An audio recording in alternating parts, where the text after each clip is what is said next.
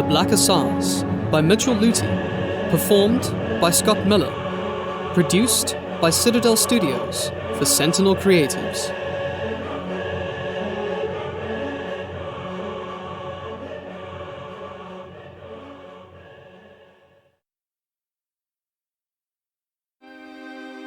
Revolution. It begins with a whispered command, a single word slurred out from between the tight lips of a drunken king as he entertains his guests. It is said with little reflection, and forgotten within the space of time it takes for him to finish his wine, but his men do not forget. They share murderous smiles and bark out in cruel laughter. To kill the gods, they must first kill a saint. They set their minds to the task before departing from the feast, leaving their master to his woman and wine. Word soon spreads. Bartholomew is dead. The saint has fallen.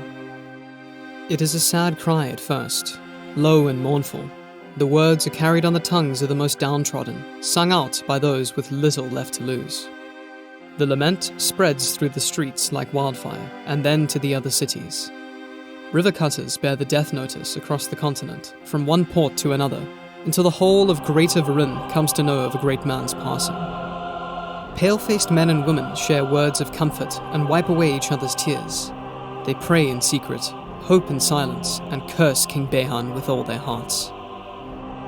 The fat king laughs at their despair. "Low-born filth!" he declares, slamming a meaty fist against the table. "Who are they to claim godliness?" His royal court erupts in laughter, but the sound is hollow. There are fewer nobles in the citadel today, and there will be fewer tomorrow and the day thereafter. Those that remain exchange nervous looks and whisper among themselves. But there are other whispers now, soft and hesitant at first. The words grow louder as they find willing ears. The wind no longer carries the muted dirges of the faithful through the old quarter.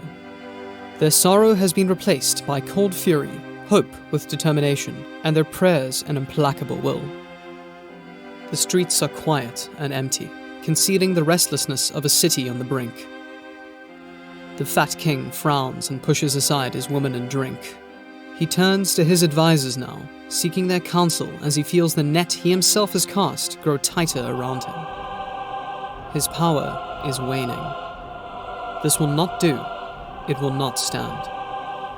There is a voice on the wind again. It filters through the city, echoing through the rafters until it reaches the king in his chambers. It calls to him by name. Murderer, it chants. Usurper, it calls.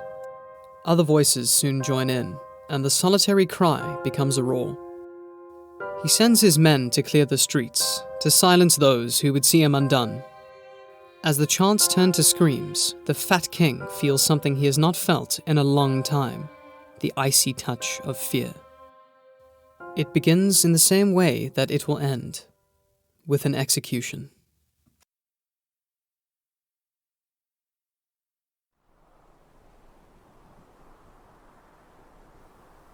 Cold morning light shone through the stained glass windows of King Behan's throne room. A dozen iron sconces lined the grey stone walls, but none of them were lit. Fires blazed in the many hearths of the great hall, and the room was stiflingly hot. Shutters had been opened to let in the cool morning air, and voices drifted in from the city below. Rayans had been awake for hours, its streets and battlements crammed with men. Clad in thick woolen coats and heavily armed, they watched with tired eyes as the first rays of the winter sun fell upon the capital. They had been up since nightfall, patrolling the city and watching the rolling hills that lay before Rayans. They awaited an attack they all knew would come. Unsympathetic commanders and the flinty-eyed wardens of the citadel kept them vigilant, and it would be hours before they next slept. Above the dirty streets, beyond the empty trading districts and the windswept riverports, the great towers of the citadel soared into grey skies. Constructed by King Behan's progenitors, the citadel had once inspired awe from those who lived within its shadow. Wonder had turned to fear, and then to bitterness as the legacy of once great kings turned to ash in their mouths. Beneath the sprawling citadel complex, rows of dilapidated houses had been erected, one atop the other. Plagued by mold and rust, they offered shelter in stormy nights, but did little to alleviate the cold. Beyond the impoverished districts, white pillars and thick, overgrown hedges bridged the gap between the crowded housing of the old quarter and the towering facade of the palace itself. Surrounded by a bulwark of mortar and stone, a network of finely paved boulevards ran through the domain of the nobles. The first snows had not yet fallen, but when they did, these roads would be swept clear by the king's workforce while the rest of the city fell beneath it. King Behan's throne room was located within the central tower, at the summit of a steep flight of winding steps. The master of the citadel sat behind a long table in the center of the room, his girth nestled between the arms of a sturdy hardwood chair. Streaked with grey and silver and stained with wine, his beard had grown long. On the curls of his head rested the imperial crown, a simple piece fashioned from burnished steel. The crown was that of a warrior king's, and yet the head it sat upon had failed to live up to the triumphs of his forefathers. A failed campaign in Akasha, an empire on the brink of collapse. Behan sucked on his teeth before placing his empty goblet on the table before him. You must move quickly, he said, narrowing his eyes. Hit them hard and fast before they can respond. Yaro Anatoly nodded curtly and felt a bead of sweat trickle down his forehead. He was ill-suited to the sweltering heat of the throne room and longed to return to the Urson Keep, the hereditary palace of the Hussars in Rayans. Cut the head off the snake and we'll be done with this business, Behan continued, rapping his knuckles against the table. This little insurrection has gone on long enough. The chair groaned as the king leant forward to better look at his captain. Short and stocky, Yaro's thick beard reached to the braided collar of his tunic. His dark hair had been slicked back for the occasion and hung just above the nape of his neck. Despite his height, the Hussar's well-muscled form cut an impressive figure. Clad in the black and blue of his regiment, Yaro clutched a sheepskin ushanka by his side. Gold epaulets denoting his rank adorned his broad shoulders, and a white shoulder sash reached down to his belt. Between the thickly braided lapels, a row of bronze buttons ran down the center of his tunic. A ceremonial blade, far shorter than the one he carried into battle, hung by his side. Behan ran a hand through his unkempt beard and nodded to himself for a moment, before flashing a smile at the captain. You'll leave under the cover of darkness. Yellowing teeth quickly disappeared behind his thin lips, and he clicked his fingers together, hastening a servant out from behind his chair. Bowing low before his master, the servant clutched a thin cylinder of hardened leather in his shaking hands.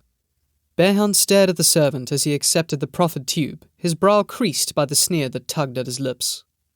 This city is a nest of spies, he said. The attendant paled as he cowered before the king, his breaths coming in short, sharp rasps.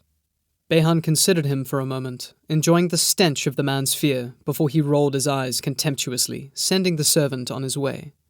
I won't have my plans ruined by some loose-tongued peasant. He squeezed his plump fingers into the cylinder and retrieved a roll of parchment from inside, before tossing it to Yaro. The Hussar deftly caught King Behan's misguided throw and unraveled the scroll. The 4 pillars, he said as he studied the map.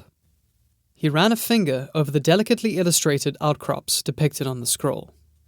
Located no more than a couple of days' ride to the west of the capital, he knew the area well.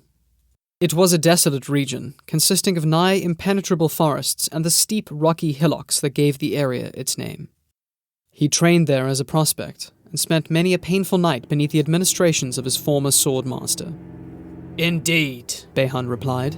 You'll find a pit of vipers there, awaiting the taste of imperial steel. Traitors from this very city meet with the leaders of the so-called rebellion. My shadows tell me the pauper prince may even be there himself. Behan spat the last words out with venom and shook his head. He dare use such a title. I want their heads, Anatoly. Cut those treacherous bastards down for me, and you will be richly rewarded. To serve is reward enough, he said dutifully as he rolled up the scroll, before glancing up at the sound of King Behan's laughter. You lawless are of a different breed, said the king once his laughter receded. When all this is done, I shall ask my cousin Ajax how he manages it. I suspect thoughts of revolt are a rare thing in the land of ice and storms. He responded without hesitation. Gunsk is loyal to the throne. As it should be, said Behan, changing his tone. My wrath would be something to behold if that were to change. His expression remained neutral. If Kunsk ever joined the rebellion, he would lead his master's armies against the city himself, and he would do so without reservation. Behan leant back in his chair and eyed the captain. Yaro was one of the few men he could trust with such a task. Cunning and ruthless, the Hussar had proven himself time and time again. The loyalty of his men went without question, and their prowess on the battlefield was second to none. "You will take your regiment through the Iron Pass," said the king after a moment. "Use the forest to mask your approach and strike them from the west. My sources tell me that the meeting will be lightly guarded to avoid unwanted attention. Make them pay for their foolishness." A rare look of uncertainty crossed Yaro's face, and Behan pounced upon it in an instant. "What is it, Anatoly?" he asked with a frown. "May I speak freely, your grace?" "Speak and be heard," said the king, gesturing to his servants for more wine. Yaro hesitated, and considered his words carefully before speaking. The king seemed in good spirits, but he was well aware of how rapidly that could change. "An entire regiment dedicated to this mission would leave us without a presence in the city," he said. "Would it not be better to leave us by your side, and to send another regiment to complete this task? My concern is for your safety above all else, your grace." Behan licked his lips and smiled as his servant refilled his goblet. "The sentiment is well received," he said after taking a sip from his wine. "If you succeed, this war will be over and my safety secured. If you fail..." He let the thought hang in the air. Yaro inclined his head, satisfied now that he had said his piece. "It is not our place to guide the mind of the king," his former captain had often said, words Yaro had taken to heart. "Besides," said a silky voice from behind him, "you will be hard put to find another force capable of traversing the Iron Pass." "Ah, Thelis," said the king as a tall, gangly figure stepped into the throne room. Yaro turned to face the newcomer and met his smile with a nod of his head. "I had thought you would be making preparations for the journey ahead," said Behan as his advisor strode toward the table. Like Yaro, the man wore a black tunic and thick riding breeches. His face was pale and almost sickly in its pallor, a fact made more noticeable by the dark colors he favored. He came to a stop next to Yaro and, with a flourish of his gloved fingers, bowed before Behan. Even bent over as he was, he towered over the captain. "Journey ahead?" asked Yaro with a questioning glance to his king. "Thelis will be joining you," said Behan with a grunt. "It was he who unraveled the traitor's plans. I thought it was most fitting that he should be there at the end." "By all means." Yaro was unsurprised. Though Thelis Veron was of low birth, his father's wealth had bought him a position at court, but it was his cunning that had seen him rise to prominence. Gifted with a silver tongue, Thelis soon had the lesser nobles wrapped around his spider-like fingers. His ability to control the court had earned him the king's favor, and he often acted in his stead when it came to matters of state. "I shall ensure that he is returned to you in one piece, your grace." That made the king laugh. "Thelis can look after himself. He's quite the swordsman, if his dueling record is anything to go by." "I have no doubt." Thelis smiled. "I fear I'm no match for a captain of the Black Hussars," he said smoothly. "Few are." "None are," corrected Behan with a nod to Yaro. "Of course, your grace," said Thelis. "Though there are those who might beg to differ." Yaro flinched as the king slammed his fist against the table, but Thelis remained unperturbed. He calculated his words carefully and elicited the desired response. "I will not hear speak of the Iron Lances in my own throne room," Behan said angrily. "Of course not, your grace. I misspoke," said Thelis with a placatory gesture. Behan simmered for a moment, his face turned red from wine and anger, before he calmed. "Bah," said the king with a wave of his hand. "Hardly are these lancers bloodied in battle than they become the heroes of the people. And who is it they prove themselves against? A bunch of yellow-bellied conscripts barely capable of holding up their swords, let alone fending off a cavalry charge." "Just so," said Thelis. "I'm sure your hussars would make quick work of them." Behan nodded to himself before bringing his goblet up to his lips. "Soon enough," he said between mouthfuls. "Then they will rue the day they ever turned their swords against their rightful king." "Lancers," said Thelis with a smirk. "What?" They carry lances into battle, your grace, not swords. Anatoly, said King Behan softly, his eyes shifting to his captain. Before Thelis could blink, the hussar's sword was by his throat, the sharp blade cutting into his velvet collar. Thelis stood motionless for a moment, before slowly raising his hands in a silent plea. You try my patience, Thelis, said Behan menacingly. His eyes were narrow and cold as he glared at his advisor. Smart as you are, do not forget your place. I would hate to lose your counsel. I'm sure you feel the same way about your head. Thelis nodded cautiously, careful not to bring the blade any closer to the skin above his collar. My apologies, your grace, he said, with none of the humor of before.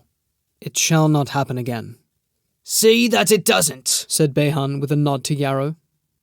The captain quickly removed his blade and sheathed it by his side. Thelis ran a hand over his frayed collar and breathed a sigh of relief before glancing at Yaro. You're fast, he said, almost to himself. As I said, repeated King Behan with a smile. None can match the Black Hussars.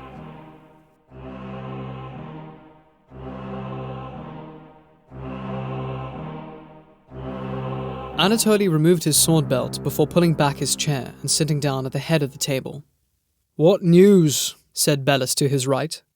The swarthy hussar lieutenant twirled his waxed moustache with an idle finger as he watched Anatoly.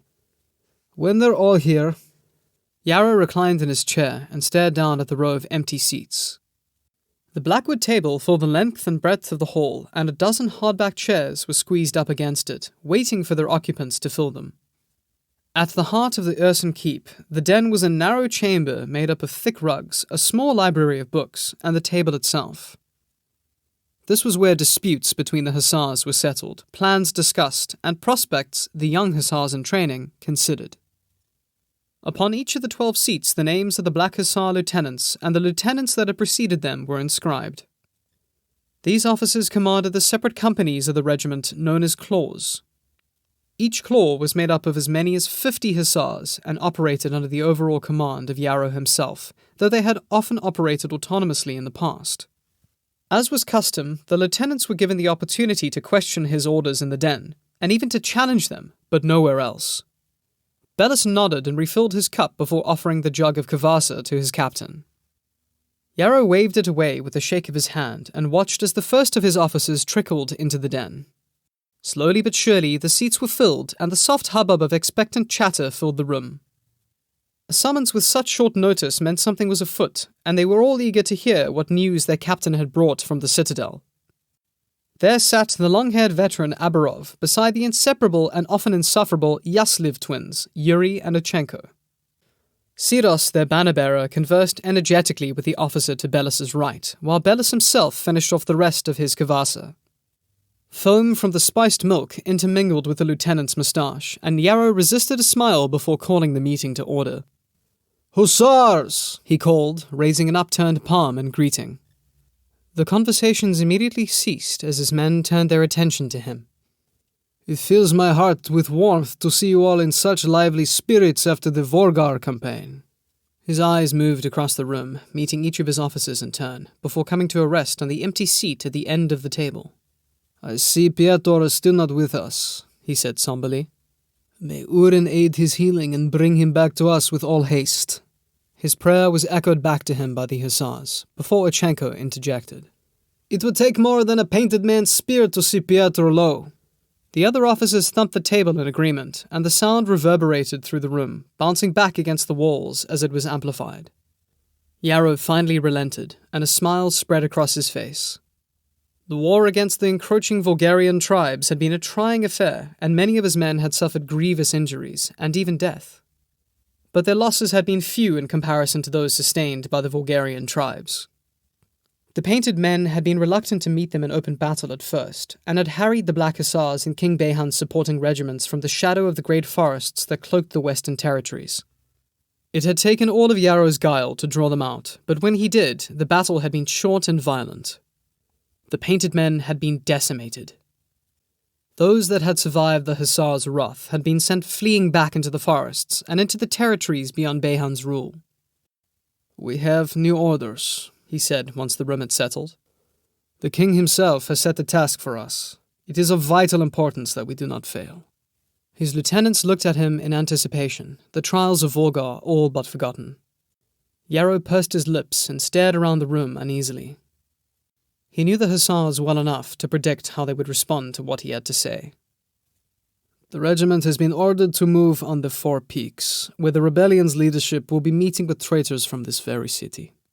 We are to expect little resistance." He paused as he studied his men, sensing the mood of the room. "The king wants the traitors' heads, all of them." His words were met with an audible groan, and Bellis swore beside him.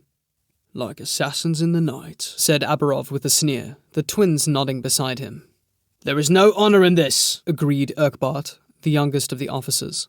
"This will stain our hands with blood not easily washed away." Yaro tilted his head and waited for them to finish.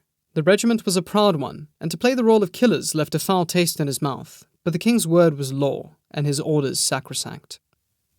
"We all swore the same sacred oaths," he said once the room had quietened. "We owe fealty to the throne above all else, and cannot pick and choose from the tasks set before us. War is upon us again, my friends, but with a single night's work we can see the empire whole once more. Without leadership, the rebellion will surely fail, and we can fill our days with more noble pursuits once more." The oldest of his officers, Aberov, nodded begrudgingly before glancing about the room. The lieutenants had settled into an uncomfortable silence, but they knew the captain's words held truth. "Who among us are to go?" said Aberov, bringing his grey eyes back to Yaro. "Which of our claws are set to see their honour tarnished in such a way?" "All of us." Yaro raised a hand to stall his officers' agitated complaints. "The entire regiment will be dedicated to this task. The king wants the certainty only 500 hussars can give him." "Cities have fallen to half that number," said Bellis softly from beside him. His burly second thumbed the palm of his hand before glancing up at Yaro, and then to the room. The other officers nodded solemnly, and held their tongues as the den went quiet once more. They respected Bellis and what he had to say, as did Yaro. "Forget about those preening knights in their golden trim," he continued. "We are the guardians of the citadel. I cannot think of a time in living memory where Ryans has been so drained of our presence, and rightly so. To leave the king unguarded in a time of war." He shook his head. "The very thought makes me wary." "Be that as it may," said Yaro, patting Bellis on the arm. He appreciated his second's honesty, but this was out of his hands. "The king has spoken, and we must obey." His old friend grunted in agreement. "Then we will give him the certainty he demands," he said, turning to the other officers. They nodded in unanimity, their loyalty to the throne superseding any further disagreement. "Then there is an accord," said Yaro, rubbing a hand through his greying beard. He tapped the hard surface of the table with a knuckled fist and nodded to himself. "We shall take the Iron Pass, and dispense the king's justice upon all who fall in our way." Mention of the Iron Pass would have elicited hesitation from most of the regiments under the king's garrison, but the Black Hussars were uniquely equipped to deal with the treacherous route ahead. His words were met with a mumble of agreement as the tension in the room began to dissipate. "Misha," he said, turning to the Hussar scoutmaster, "how fares your mount? I had heard she was injured during the last campaign. Is she recovered?" The diminutive figure of the scoutmaster bobbed his head up and down, a thin smile on his face. "She did, Captain, but by Orin's grace she has recovered." He balled his right hand into a fist and thumped it against his chest, a declaration of obeisance to the patron god of the Northern Territories. Yaro returned the gesture before placing his hand back on the table and looking over at the empty jug. He wished Bellis had left some of the kvass for the rest of them. "Good," he said, ignoring his dry lips. "You shall move out ahead of our main force and ensure that the road ahead is clear. Leave on the morrow, at the break of dawn." He paused, remembering the king's words.